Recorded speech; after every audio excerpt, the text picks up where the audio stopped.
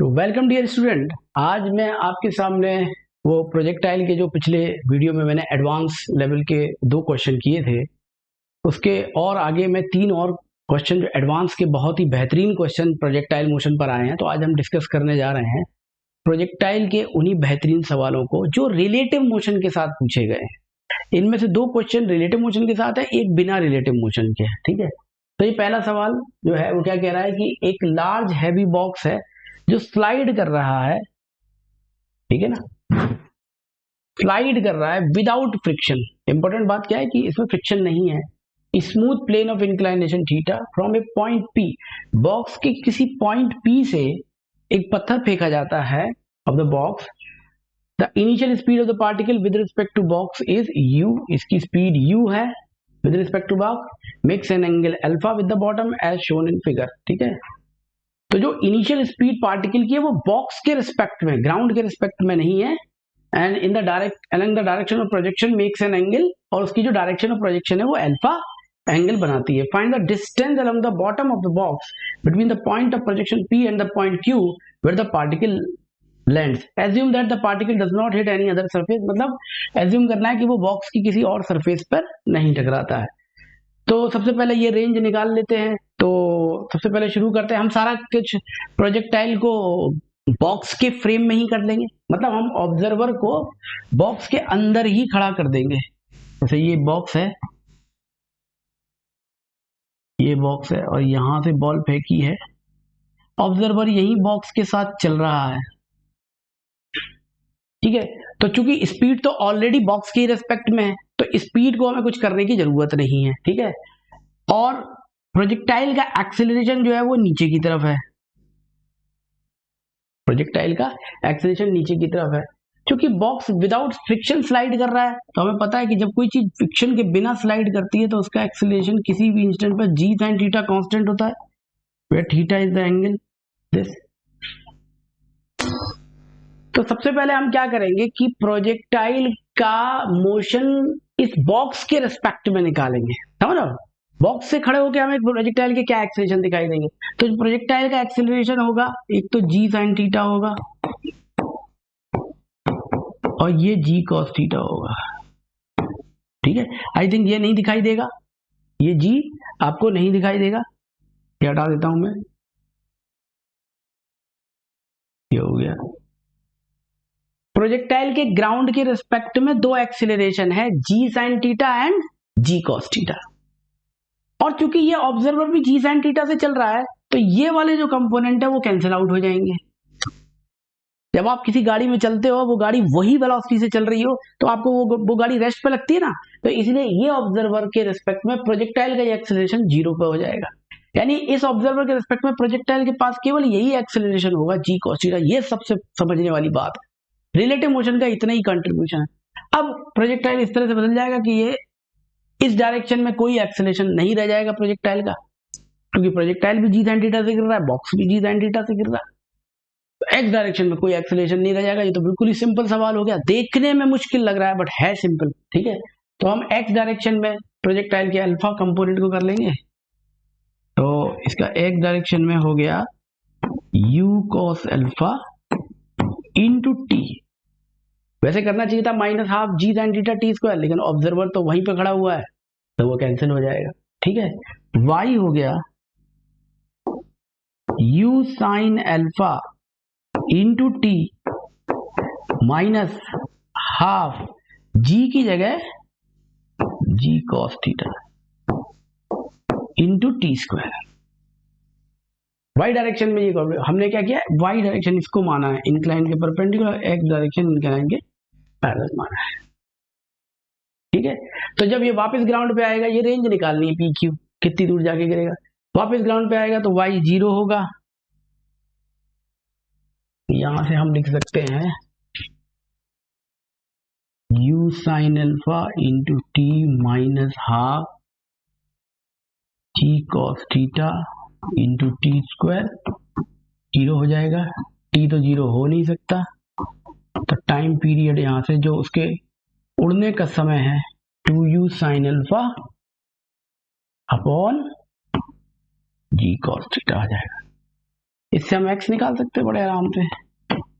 x क्या है, u cos alpha into 2u sin alpha upon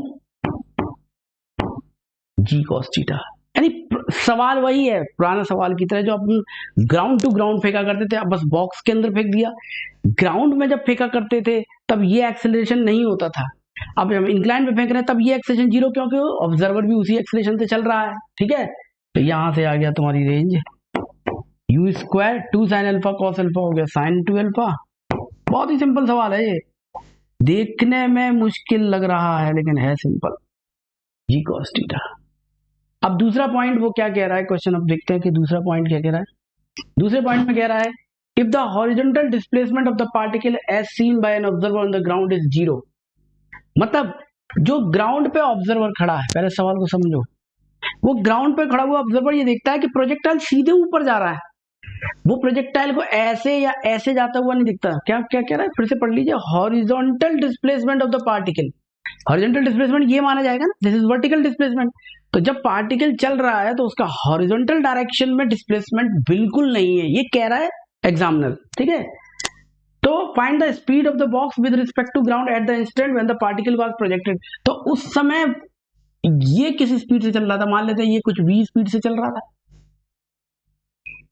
box v speed से चल रहा था, समझे आप। तो जरा देखते हैं, बनाते हैं यहाँ पे फिगर b पार्ट के लिए। ये मैंने बना दिया, ये बॉक्स है, प्रोजेक्टाइल की वेलोसिटी को बॉक्स के रिस्पेक्ट में कितना दिया है, ये अल्फा है, ये थीटा है। तो प्रोजेक्टाइल का ये कंपोनेंट जो हो गया u cos alpha plus theta. ठीक है, अगर प्रोजेक्टाइल इस तरफ जाता हुआ दिखेगा तो ये कंपोनेंट होगा, इसका मतलब इस कंपोनेंट को बॉक्स के कंपोनेंट ने कैंसिल किया है।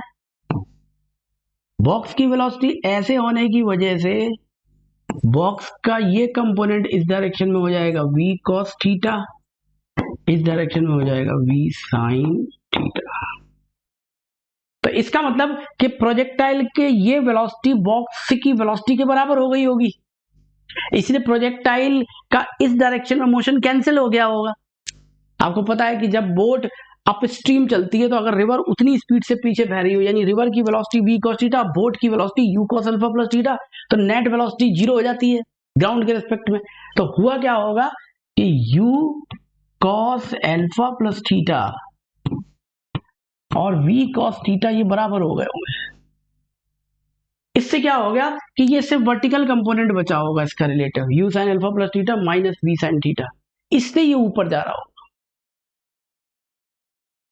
ठीक है, तो ये वाला, तो इसलिए स्पीड क्या हो गई बॉक्स की, u cos alpha plus theta upon cos theta, this is the box speed. क्योंकि हॉरिजॉन्टल डिस्प्लेसमेंट का मतलब है कि या तो प्रोजेक्टाइल ऐसे जा रहा होता है या ऐसे जा रहा होता है, उसको प्रोजेक्टाइल ऐसे जाता हुआ लग रहा है, ऐसे तभी जाता हुआ लग सकता है जबकि प्रोजेक्टाइल की ये दोनों कंपोनेंट कैंसिल आउट हो गए हो। तो आई होप कि यह प्रॉब्लम आपको समझ में आ गई होगी। नेक्स्ट प्रॉब्लम देखते हैं, नेक्स्ट में क्या कह रहा है।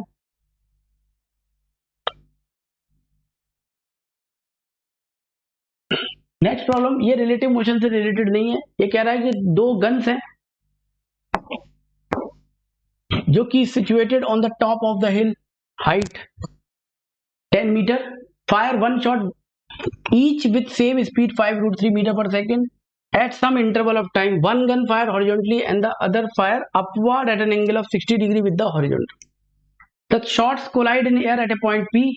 Find the time interval with the firings, ठीक है, and the coordinate of the point P जहां पे वो टकराते हैं.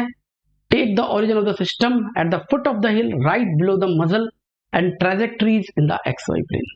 ठीक है, तो चलिए करते हैं। क्या कह रहा है कि gun situated of the top of hill, height 10 metre पे दे रखी है, सेम स्पीड 5√3 से है। ठीक है, मतलब क्वेश्चन में आपको समझा देता हूं कि 10 मीटर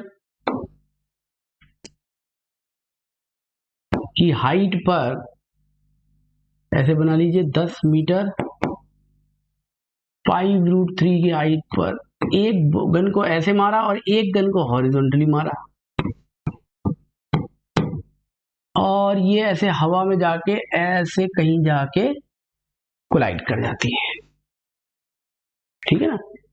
5√3 है, देख लेते speed 5√3 horizontally and angle 60 degree colliding at point P.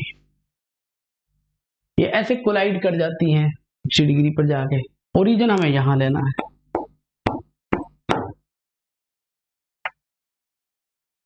तो हमें पता है कि इस वाली गन को ज्यादा टाइम लगेगा, ऊपर से आ रही है, इसको ज्यादा, मान लो इसको T1 टाइम लगा, इसको T2 टाइम लगा,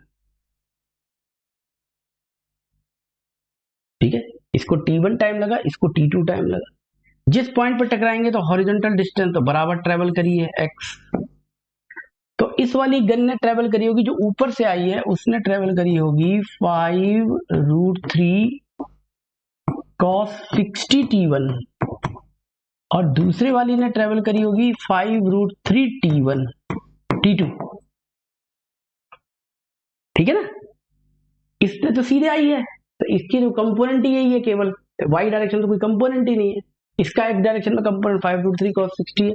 क्योंकि x1 और x2 बराबर होंगे, x1 और x2 बराबर होंगे, तो यहां से हम लिख सकते हैं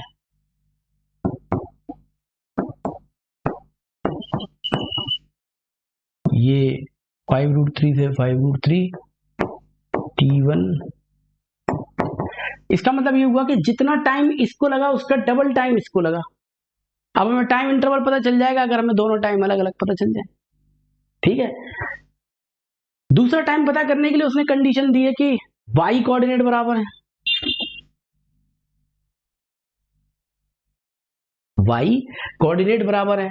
तो इस वाली गन ने y, जब हॉरिजॉन्टल वाली गन की बात करें, जो 2 वाली गन की बात करें, इसकी y वेलोसिटी तो है नहीं, तो ये इसका y डिस्प्लेसमेंट मान लिया नीचे की तरफ है, ठीक है। दूसरे का भी y डिस्प्लेसमेंट है नीचे की तरफ, दोनों का y डिस्प्लेसमेंट है, और दोनों के y डिस्प्लेसमेंट को हम बराबर कर सकते हैं। तो क्या लिखेंगे हम, फॉर गन 1, फर्स्ट गन के लिए डिस्प्लेसमेंट माइनस y क्यों, क्योंकि नीचे की तरफ आया है, माइनस y डायरेक्शन में वेलोसिटी 0, y डायरेक्शन में कोई वेलोसिटी नहीं है, माइनस ग्रेविटी नीचे की तरफ होने की वजह से हाफ g T1 स्क्वायर। एक गन 2 की बात हो रही है, ठीक है, जो हॉरिजॉन्टली फायर किया है। तो यहां से y उसका कितना आ गया, 5T1 स्क्वायर,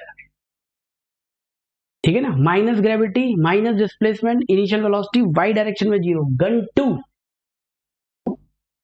गन 1 सॉरी, उसका भी डिस्प्लेसमेंट वही है माइनस y, उतने टाइम में वो भी माइनस y नीचे आई है। 5√3 sin 60, 5√3 sin 60 इंटू T2, ये था, ये T2 था भाई, into T1 minus half g T1 का square. Velocity positive, gravity negative, displacement negative, ठीक है। तो y यहां से आ जाएगा, sin 60 होता है √3/2 minus 7.5 T1 minus 5 T1 square plus minus को अंदर मल्टीप्लाई कर दिया। ये दोनों y हम बराबर कर सकते हैं,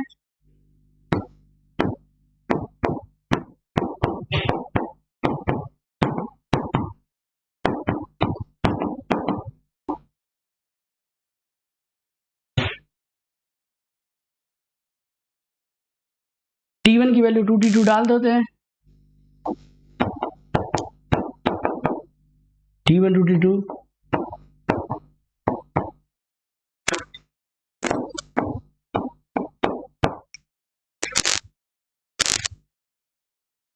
2 स्क्वायर 20, 15 इधर आ जाता है, 15 T2 स्क्वायर, यहाँ T2 आ गया 1 सेकेंड, T2 1 सेकेंड, तो T1 अपने आप 1 सेकेंड, 2 सेकेंड आ जाएगा।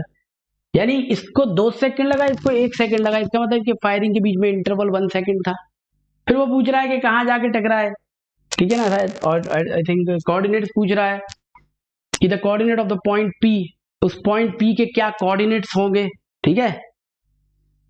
तो ओरिजिन हम इसको मान रहे हैं, अगर फुट ऑफ द हिल को ओरिजिन मान रहे हैं तो एक्स कोऑर्डिनेट हम निकाल सकते हैं, कोई सा भी एक एक्स निकाल लो। T2 1 था तो एक्स तो हो गया 5√3, ठीक है। तो एक एक्स कोऑर्डिनेट तो हो गया 5√3, कॉमा वाई कोऑर्डिनेट हो गया 5, T2 स्क्वायर हो गया 1 का स्क्वायर, तो 5 नीचे आया तो जमीन से भी 5 ऊपर ही होगा, 5√3,5। बहुत ही सिंपल सवाल, सिंपल काइनेमेटिक्स का क्वेश्चन। डिस्प्लेसमेंट की डायरेक्शन याद रखिएगा तो आंसर आपका आ जाएगा। नेक्स्ट क्वेश्चन करते हैं, लास्ट क्वेश्चन इस दिन वीडियो का क्या है कि इसमें देखिए, इसमें प्रोजेक्टाइल मोशन भी पूछा गया है। तो आप देख रहे हैं कि वेरियस क्वेश्चंस को मिक्स करके पूछा जाता है। जेईई की स्ट्रेटेजी यही है कि उसको कई सारे कंसेप्ट एक ही क्वेश्चन में क्लब करके पूछने की आदत है। इसमें तो फिर भी एक ही कंसेप्ट को, एक ही चैप्टर के 2 कंसेप्ट प्रोजेक्टाइल और रिलेटिव मोशन को क्लब किया। कई टॉपिक में तो बहुत सारे क्वेश्चंस में से तो बहुत सारे टॉपिक, 2-3 टॉपिक को मर्ज कर देते हैं। इसमें क्या कह रहा है कि एक ट्रॉली चल रही है वाई एक्सिस के पैरेलल, √3-1 मीटर पर सेकंड की स्पीड से, ये स्पीड दे रखी है √3-1। एक किसी इंस्टेंट पर जब ट्रॉली को मिलाने वाली लाइन ओरिजिन के साथ 45 डिग्री का एंगल बना रही थी कि एक बॉल उसकी तरफ हिट की गई, ट्रॉली को देख के ट्रॉली की तरफ को हिट की गई, ठीक है। And its velocity makes angle phi with the X axis and it hits the trolley. जब इसकी वेलोसिटी फाई एंगल बना रही थी एक्स एक्सिस के साथ, मैं बताऊंगा कब फाई एंगल बनाएगी, तो वो ट्रॉली से जाके टकरा जाती है। The motion of the ball observe from the frame of the trolley, अगर बॉल के मोशन को ट्रॉली पे बैठ के देख रहे हैं तो calculate the angle theta made by the velocity vector of the ball with x axis in this frame. तो वो जो वेलोसिटी वेक्टर एंगल थीटा बना रहा है बॉल के साथ, एक्स एक्सिस के साथ, इस फ्रेम में क्या होगा। तो जब भी आप ट्रॉली पे बैठ जाओगे बेटे, ट्रॉली पे बैठ जाने से ट्रॉली की स्पीड 0 हो जाएगी, ठीक है। आप जब भी अपने रिलेटिव किसी की बात करते हो तो आपकी स्पीड 0 है, ये माना जाता है। अब आप दूसरे को देख रहे हो, तो आप जब बॉल को देख रहे हो और आपकी ट्रॉली रुकी हुई है तो ऑब्वियसली बॉल को इसी डायरेक्शन में हिट करना चाहिए, इसी डायरेक्शन में आना चाहिए, यानी ये इसका आंसर हो गया। और ऑटोमेटिकली 45 डिग्री पे हिट करोगे तभी तो रुकी हुई ट्रॉली को हिट कर पाओगे। यानी प्रोजेक्टाइल जो बॉल को फेंका गया है, ये ग्राउंड के, ये हॉरिजॉन्टल सरफेस पे फेंका गया है, ठीक है। ये वर्टिकल में नहीं है जो आप कई बार बच्चे इसको ऐसे समझते हैं कि सर ये ऐसे जाके टकराए, ऐसे नहीं, ये किसी प्लेन सरफेस पे हॉरिजॉन्टली फेंका गया है, इस तरीके से, ठीक है। तो चलिए, find the speed of the ball with respect to the surface. अब ग्राउंड के रिस्पेक्ट में स्पीड निकालनी है, तो हम देखते हैं करके इसको। ये वाई एक्सिस है,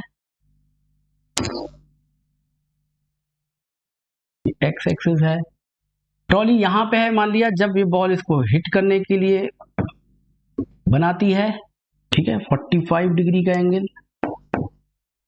तो अगर ट्रॉली यहीं पे रुकी रहती तो 45 से एंगल से हिट करना पड़ता, लेकिन क्योंकि ट्रॉली चल रही है तो उसको ऐसे हिट करना पड़ेगा कि वो जाके उसके पीक पे हिट करे। ये वेलोसिटी होगी इसकी ग्राउंड के रिस्पेक्ट में,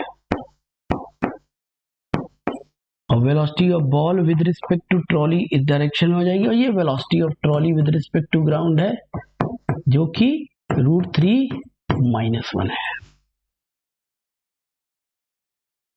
वो कह रहा है कि जब ये हिट करती है तो ये फाई जो एंगल है, ये फाई एंगल होता है 4θ/3, ठीक है। ट्रॉली चल रही है तो आपको एंगल ऐसे सेट करना पड़ेगा कि यहां से ट्रॉली चले और यहां से ये बॉल जाके इसको ऐसे टकरा जाए। अगर आप ऐसे ही हिट करोगे तो ट्रॉली तो आगे निकल जाएगी जब बॉल पहुंचेगी। ये तो तब होगा जब ट्रॉली वहां रुकी हुई है, तब होगा 45 एंगल, ठीक है। तो चलिए, ये 60 डिग्री हो गया आई थिंक, ये 60 डिग्री, ये 45 डिग्री, तो ये बचा 15 डिग्री, ये 45, ये 90, ठीक है। तो अब इसमें साइन रूल लगा देंगे इस ट्राइंगल में। This velocity simple VPG divided by इसके इस साइड के सामने का angle sine 90 + 45 is equal to ये वेलोसिटी, इसके सामने का एंगल sin 15, ये साइड इसके सामने का एंगल, ये साइड इसके सामने का एंगल, हमें VPG निकालना है। sin 90 प्लस 45 होता है cos 45, दैट इज 1/√2, और sin 15 होता है √3 - 1। आप अलग से निकाल के देख लीजिएगा, ये कैंसिल, ये कैंसिल, ये कैंसिल, ये कैंसिल, 2 मीटर पर सेकेंड। तो आप देख रहे हैं इन सारे क्वेश्चन में कुछ भी ऐसे सवाल नहीं है जो जेईई एडवांस के टक्कर के लग रहे हो। बहुत इजी सवाल इन्होंने पूछे हैं। पिछले 2 सवाल भी मैंने आपके सामने किए थे, वो भी बहुत इजी क्वेश्चंस थे, ठीक है ना। और ये बॉक्स वाला सवाल पूछा, this is also very easy question, इसमें भी कुछ भी नहीं था। तो आई थिंक आप इस बात को समझ रहे होंगे। ये प्रोजेक्टाइल की सीरीज पूरी मैंने आज बनाई, इसमें मैंने काफी क्वेश्चन सॉल्व किए। आप इन वीडियोस को देखिए, बार बार देखिए, खुद करके देखिए। जितनी बार आप सवालों को खुद करके देखेंगे, अपने मन से कीजिए, वीडियो स्टॉप करिए और खुद करिए उन सवालों को। सोचिए कि ये वेलोसिटी ऐसे सर ने क्यों बनाई, ऐसे क्यों कैंसिल करी, तो आपको बहुत हद तक चाहिए। लेकिन इन सवालों करने के पहले थोड़ा बेसिक वर्क भी करिए, डायरेक्ट इन सवालों को नहीं करिए। थोड़े बेसिक मेंस लेवल के सवाल और HC वर्मा लेवल के सवाल करिए, ठीक है। और सिलेक्शन तो होना ही है। अगर आपने सोच लिया है तो सोचने वाले का सिलेक्शन हमेशा के लिए हो ही जाता है। जो लोग थोड़े से नेगेटिव होते हैं वो कभी कभी मात खा जाते हैं, बट जो लोग पॉजिटिव माइंडसेट से पढ़ते हैं, जो सिर्फ इसलिए पढ़ते हैं कि कंसेप्ट सीखना है, वो सिलेक्ट हो जाते हैं। आई होप कि आपको ये मेरा वीडियो पसंद आया होगा, ठीक है ना। तो इसी के साथ ये वीडियो यहीं पर समाप्त करते हैं। नेक्स्ट वीडियो में आई थिंक मैं आपको NLM यानी न्यूटन्स लॉज ऑफ मोशन के मेंस लेवल के कुछ क्वेश्चन लेके आऊंगा, कुछ एडवांस लेवल के बढ़िया क्वेश्चन आपके सामने सॉल्व करूंगा। कम से कम 2 या 3 वीडियो उस पर बनाऊंगा, जिससे कि आपको NLM और फ्रिक्शन के जो एडवांस लेवल के क्वेश्चन और मेंस लेवल के क्वेश्चन, उसका आइडिया लगे कि किस तरह के क्वेश्चन पूछे जाते हैं। Thank you very much.